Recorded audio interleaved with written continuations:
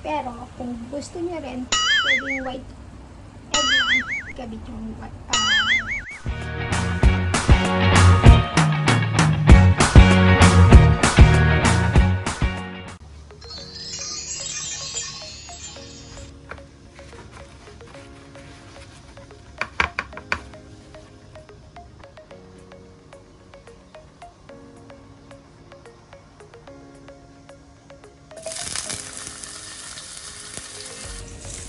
naglalagay ako ng luya para pampatanggal lang ng lansa. Kasi iprito ko yung isda para hindi ganun kalansa yung isda kapag pinirito natin.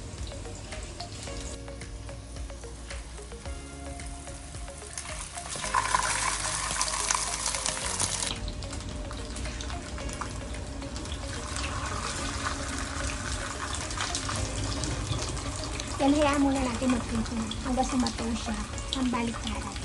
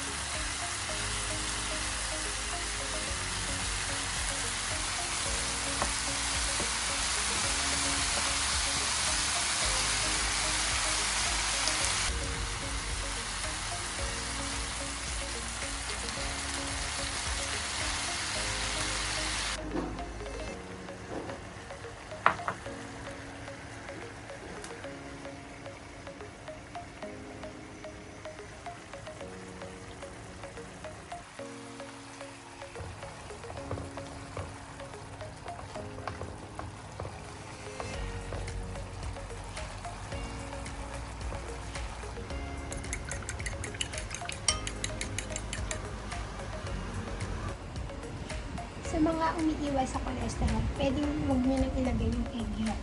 Gaya ko, white egg lang ang ilalagay ko para mas healthy.